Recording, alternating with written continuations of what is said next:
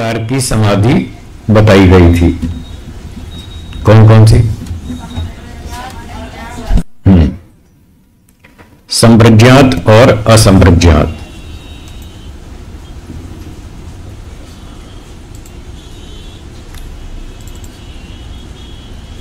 दो प्रकार की समाधि है, तो समाधि अथवा योग एक ही बात है। योग का अर्थ बताया था चित्त वृत्तियों को रोक देना। चित्त की वृत्तियां दो तरह से, दो उपायों से रोकी जाती हैं, अभ्यास और वैराग्य से। समाधि दो प्रकार की है, तो वैराग्य भी दो प्रकार का होगा। एक वैराग्य से एक समाधि प्राप्त होगी, दूसरे वैराग्य से दूसरी। तो जो दो प्रकार का वैराग्य है उसमें अपेक्षाकृत पहला वैराग्य छोटा है, अपेक्षाकृत छोटा है कंपैरेटिवली, और दूसरे वाला उससे ऊंचा है। जो छोटा वैराग्य है वो भी जनता के स्तर से तो बहुत छोटा नहीं है, बहुत बड़ा है, वही बहुत बड़ा है। वो ऊंचे वैराग्य की तुलना में छोटा है, लोगों के स्तर से तो बहुत ऊंचा है। तो 15वें सूत्र में जो अभी हमने वैराग्य की बात पढ़ी, ये छोटा वैराग्य है। और ये कैसा है इसको अब समझेंगे। सूत्र में लिखा है दृष्टानुश्रविक विषय। दो प्रकार के विषय हैं। विषय मतलब जो रूप रस गंध शब्द स्पर्श, ये 5 विषय हैं जो इंद्रियों से भोगे जाते हैं। अब इनमें विषय दो प्रकार के हैं। एक का नाम है दृष्ट विषय, बोलिए। दूसरे आनुश्रविक विषय, ठीक है। तो सूत्रकार कह रहे हैं कि दो प्रकार के विषय हैं। जो विषय आपने अब तक देख लिए उसका नाम है दृष्ट विषय। देख लिए, भोग लिए, बचपन से अब तक जितना भी खाया पिया घूमा फिरा, 5 इंद्रियों के जितने भी विषय सुख भोगे वो सारे हैं दृष्ट विषय। दूसरे हैं आनुश्रविक विषय। आनुश्रविक का अर्थ है कि अभी वो सिर्फ सुने हैं, देखे नहीं, भोगे नहीं। सुने तो हैं, सुन करके भी इच्छा हो जाती है सुख प्राप्ति की। लालचंद जी कभी सीएम बने, कभी नहीं बने। सीएम के बड़े ठाठ होते हैं। तो ये आनुश्रविक विषय है। आपने सुना है कि सीएम के बड़े ठाठ होते हैं, बहुत मजा होता है, बड़ा सम्मान मिलता है, लोग बड़ा सैल्यूट मारते हैं, सेवा करते हैं, फूल हार पहनाते हैं, मंच पे बिठाते हैं, और क्या क्या जो भी बड़ी सेवा करते हैं। तो जो सुख आपने अब तक भोग कर नहीं देखा उसका नाम है आनुश्रविक विषय, और जो भोग लिया वो दृष्ट विषय। तो दोनों प्रकार के विषयों में व्यक्ति को सुख लेने की इच्छा रहती है। जिन विषयों का सुख अब तक आप ले चुके उसका भी सुख आगे दोबारा भोगने की इच्छा रहती है, और जो अभी भोगे नहीं सिर्फ सुने हैं उनका सुख लेने की इच्छा भी रहती है। तो जब दृष्ट विषय में और आनुश्रविक विषय में सुख लेने की जो इच्छा रहती है उसका नाम है तृष्णा। क्या नाम? तृष्णा, इच्छा, तृष्णा, राग, आसक्ति, अटैचमेंट, एक ही बात। अब सूत्र में लिखा है वितृष्णस्य। वितृष्णा, इच्छा हट गई। विगता तृष्णा, खत्म हो गई, इच्छा नहीं चाहिए, सुख नहीं चाहिए। जितने सुख अब तक भोग लिए उनकी आगे दोबारा भोगने की इच्छा नहीं है, और जो अब तक नहीं भोगे उनका सुख भोगने की भी इच्छा नहीं है। सब प्रकार की भौतिक सुख की इच्छाएं खत्म। इसका नाम है दृष्टानुश्रविक विषय वितृष्णस्य। इतने शब्दों का यह अर्थ हुआ। तो जिस व्यक्ति की ये दोनों इच्छाएं हट गई उसको बोलेंगे वितृष्णस्य। और अगला शब्द है वशीकार संज्ञा। संज्ञा का अर्थ है अनुभूति। क्या अर्थ है? अनुभूति। वशीकार संज्ञा, वश में कर लेने की अनुभूति। किसको वश में कर लेने की? मन को। मन को वश में कर लेने की उसको अनुभूति है। सुनी सुनाई बात नहीं है, उसकी फीलिंग है, उसकी अनुभूति है कि मेरा मन मेरे वश में है, 100% मेरे वश में है। जैसे कार 100% आपके वश में है, वैसे तो जिसको यह अनुभूति हो गई कि मेरा मन 100% मेरे वश में है, मुझे कहीं भी घसीट कर नहीं ले जा सकता, मैं जो चाहूंगा वो काम करूंगा, जो मैं नहीं चाहूंगा वो नहीं करूंगा, इतना मेरा कंट्रोल है मन पर, इसका नाम है वैराग्यम। यह है वैराग्य। भौतिक सुख भोगने की कोई इच्छा बाकी नहीं बची, चाहे वो सुख अब तक भोगा है चाहे नहीं भोगा, कोई इच्छा नहीं है। धन की, सम्मान की, पुत्र परिवार की, संपत्ति की, चेले की, लोकेशना, पुत्रेशना, वित्तेषणा, कोई इच्छा नहीं है और मन पूरा कंट्रोल में। इसका नाम वैराग्य है। बोलिए, समझ में आया? आया ना? तो अब अपना अपना परीक्षण कर लें, कितना % वैराग्य है?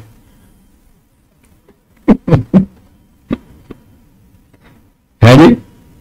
2%, 3%, 5%, 10%, 20%, कितना कितना है वो अपना अपना हिसाब देख लीजिए। तो जब तक ये वैराग्य नहीं होगा तब तक विचार नहीं रुकने वाला।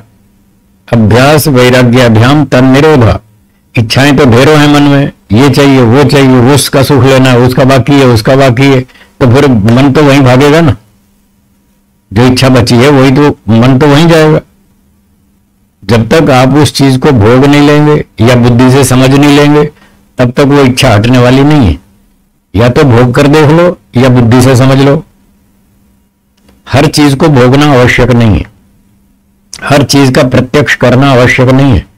2-4 चीजों का प्रत्यक्ष कर लिया, बाकी का अनुमान कर लेंगे। ये सारे प्रमाण इसीलिए तो हैं।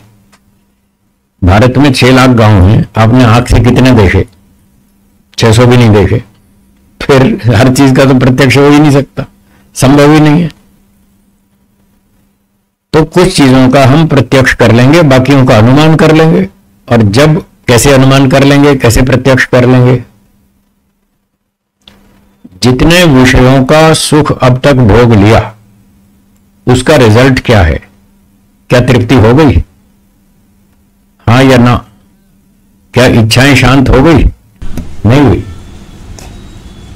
जितना जितना इच्छाओं को पूरा करते जाते हैं उतना उतना इच्छाएं घटती हैं या बढ़ती हैं?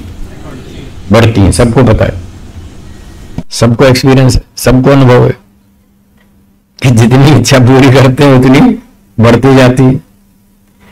क्या किसी व्यक्ति की सारी इच्छाएं पूरी हो सकती हैं? नहीं हो सकती। जो इच्छाएं पूरी नहीं हो पाएंगी वो सुख देंगी या दुख देंगी? ये दुख का रास्ता है। इच्छाएं पूरी करे जाओ और दुख बढ़ाओ जाओ, ये दुख बढ़ाने का रास्ता है। और आज सारी दुनिया इसी रास्ते पे चल रही है। हाँ या ना? तो योग दर्शन के व्यास भाष्य में लिखा है, तस्माद् अनुपायः सुखस्य भोगाभ्यास इति। भोगों का अभ्यास करना यह सुख का उपाय नहीं है, यह दुख का उपाय है। दुख को निमंत्रण देने वाली बात है। अगर सुख का उपाय ढूंढना चाहते हैं तो वो है योगाभ्यास। भोगों का अभ्यास नहीं, योग का अभ्यास। इच्छाओं को कंट्रोल करो, नियंत्रित करो। जीवन रक्षा के लिए वस्तुओं का प्रयोग करें। क्या बोला? सुख लेने के लिए नहीं। खाने को मना नहीं है, खीर पूरी हलवा मिठाई दाल रोटी सब्जी मक्खन मलाई सब खाओ, सुख नहीं लेना। सुखानुशयी राग। सुख लिया तो राग होगा और राग होगा तो वैराग्य गायब। दोनों में सीधा विरोध है। राग होगा तो वैराग्य नहीं रहेगा, वैराग्य होगा तो राग नहीं रहेगा। दोनों में टक्कर है सीधी। 36 का आंकड़ा, गुजराती टोन में 36 का आंकड़ा है। इन दोनों में विरोध है। यदि राग बढ़ेगा तो वैराग्य गायब और वैराग्य बढ़ेगा तो राग हट जाएगा। दोनों शत्रु हैं आपस में। तो सुख लेने के लिए नहीं खाना पीना, घूमना फिरना, देखना सुनना, कुछ भी काम सुख लेने के लिए नहीं करना। जीवन रक्षा के लिए करें, व्यवहार चलाने के लिए करें, पढ़ाई लिखाई के लिए करें, परोपकार के लिए करें, समाज सेवा के लिए करें, खेती व्यापार नौकरी उत्पादन के लिए करें, कोई दिक्कत नहीं है। सुख लेने के लिए कुछ नहीं करना। अगर वैराग्य को प्राप्त करना है तो इस तरह से अभ्यास करना होगा, तो धीरे धीरे धीरे वैराग्य हो जाएगा।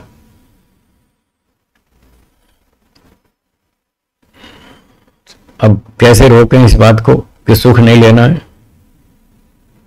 तो इसका उत्तर एक तो योग दर्शन में लिखा है प्रतिपक्ष भावनम। प्रतिपक्ष भावनम, विरोध करो, सुख लेने की इच्छा का विरोध करो। जब आपको मिठाई दिखेगी उसको बोलते हैं आलंबन। क्या बोलते हैं?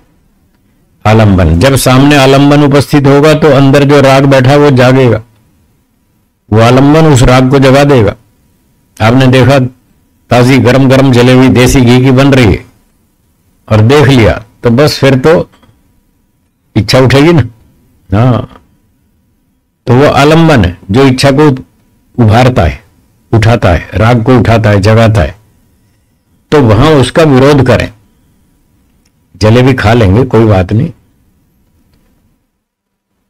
पर सुख लेने के लिए नहीं खाएंगे।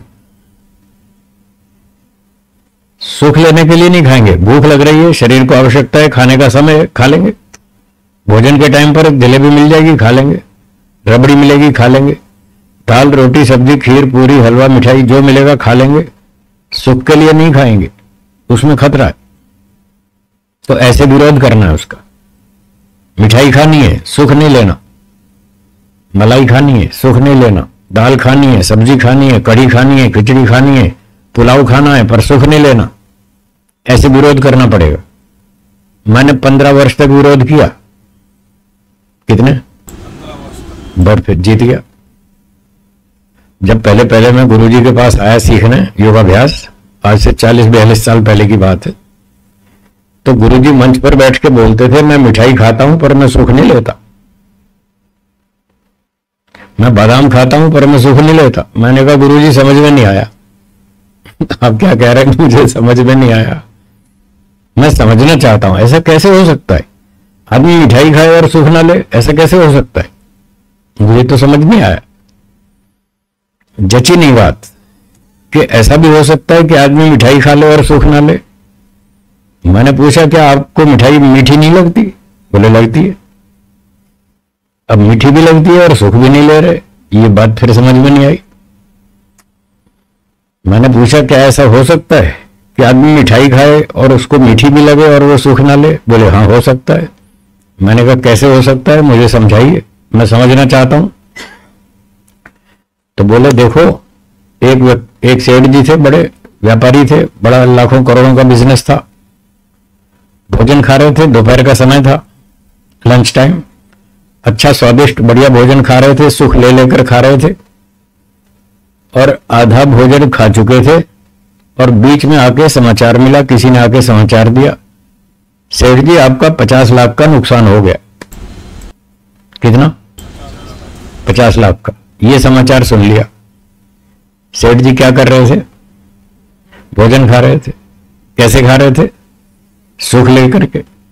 ये समाचार सुनने के बाद कि 50 लाख का नुकसान हो गया, अब इसके बाद जो भोजन खाएंगे अब खाया जाएगा या सुख लेके खा पाएंगे? अब नहीं खा पाएंगे। तो बोले अब देखो सेठ जी खा रहे हैं ना भोजन, वही भोजन है जो बड़ा सुख लेके खा रहे थे। अब सुख गायब हो गया सारा। वही भोजन अब भी खा रहे हैं समाचार सुनने के बाद, अब वो सुख नहीं मिल रहा। तो गुरुजी ने कहा बोलो समझ में आया कि बिना सुख लिए भी खाया जा सकता है? मैंने कहा हाँ गुरुजी समझ में आ गया। बोले योग सीखना है तो ऐसे करना पड़ेगा, भोजन खाना है पर सुख नहीं लेना। गुरुजी है तो बहुत कठिन। बोले कोई बात नहीं, कठिन है तो क्या हुआ, करना पड़ेगा। योग सीखना है तो करना पड़ेगा। तो मैंने कहा ठीक है बताइए क्या करना है, क्या क्या उपाय हैं बताइए, मैं करूंगा। अब मैं घर तो छोड़ ही आया हूं और कूद गया हूं इस मामले में, इस नदी में कूद गया हूं, तो फिर पार तो करना ही करना है। अब पीछे नहीं जाऊंगा, अब कूद गया तो कूद गया, अब यही इधर ही चलना है, वापस नहीं जाना है। मुझे बताइए क्या करना है। बोले विरोध करो, मन में विरोध करो। मिठाई खानी है, सुख नहीं लेना। बादाम खाना है, सुख नहीं लेना। हलवा खाना है, सुख नहीं लेना। खीर खाना है, सुख नहीं लेना। 15 साल पूरे दिन रात मैंने इस पर रट्टा मारा, खूब मेहनत की। और जब भोजन के समय भोजन के लिए जाते थे और थाली सामने आती थी तब तो और सावधान हो जाते थे। अब परीक्षा है, अब स्वादिष्ट भोजन सामने है और हमको सुख नहीं लेना है। ऐसे 15 वर्ष तक खूब मेहनत की, फिर मैं जीत गया। तो एक उपाय ये बताया, उसका विरोध करो, सुख नहीं लेना है। दूसरा उपाय बताया, आज से फरमाइश करना बंद कर दो। ये 41 साल पहले की बात बता रहा हूं, जब मैं नया नया सीखने आया था गुरुजी के पास, लगभग 41-42 वर्ष पहले की बात। तो उन्होंने कहा कि आज से फरमाइश करना बंद कर दो। मैंने कहा ठीक है गुरुजी, स्वीकार है। तब से लेकर अब तक मैं फरमाइश नहीं करता। ये माताएं बैठी हैं जो खाना खिलाती हैं ये पूछती हैं गुरुजी क्या खाएंगे, मैं कहता हूं जो आप खिलाओगे मैं कोई फरमाइश नहीं करता, जो आप खिलाओगे खा लेंगे, जो आप खाओगे वो हम खा लेंगे। सादा भोजन खिला दो, बस स्वास्थ्य के लिए अच्छा हो, स्वास्थ्य रक्षक हो, बुद्धिवर्धक हो, आयुवर्धक हो, रोग नाशक हो, ऐसा भोजन खिला दो। ओम अन्नपते अन्नस्य नो देहि, रोज तो बोलते हैं ना मंत्र में। तो इस प्रकार से फरमाइश नहीं करना। तो मैंने तब से नियम ले लिया, फिर कभी फरमाइश नहीं किया आज तक। ये संजय भाई बैठे क्या संजय भाई, ठीक है ना? ठीक कह रहा हूं? हाँ। एक तीसरा उपाय और बताया गुरुजी ने, कभी कभी इन चीजों को खाना बंद कर दो। ये खाना पीना तो एक उदाहरण है, बाकी सभी इंद्रियों पर लागू होता है। खाना पीने का तो एक एग्जाम्पल चल रहा है सरल सा। तो बोले कभी कभी इन चीजों को खाना बंद कर दो, 1 महीने तक मिठाई नहीं खाएंगे। मैंने कहा ठीक है। 1 महीने तक दूध नहीं पिएंगे और अपना परीक्षण करेंगे कि दूध के बिना कैसे जीवन चल रहा है। सुबह भी दूध नहीं पीना, रात को भी नहीं पीना, पीना ही नहीं दूध महीने भर तक। और फिर देखो, अपना परीक्षण करो, कष्ट तो नहीं हो रहा है, कैसा लग रहा है जीवन, आसानी से चल रहा है या परेशानी हो रही है दूध के बिना, घी के बिना। तो उस समय हम छोटे थे, व्यायाम करते थे, खूब दंड बैठक मारते थे। 250-300 दंड बैठक मारता था मैं उस जमाने में, 40 साल पहले, रोज। और 20-30 ग्राम दोपहर में घी खाता हूं ऊपर से, दाल में डाल के, सब्जी में। और 20-30 ग्राम शाम को ऊपर से चम्मच से घी डाल के फिर खाते थे, व्यायाम भी करते थे। तो 1 महीने के लिए घी नहीं खाना, जो ऊपर से डालते थे वो नहीं खाना, बस जो दाल सब्जी में छौंक लग गया सो लग गया, सादा, बस उतना ही। तो ऊपर से जो घी डालते थे वो बंद कर दिया। तो कभी 1 महीने तक घी बंद कर दिया, 1 महीने तक दूध बंद कर दिया, 2 महीने तक मिठाई बंद कर दी। ऐसे ऐसे कई चीजों को हम प्रयोग करते थे, एक्सपेरिमेंट, ये गुरुजी ने बताया तो वो करते थे।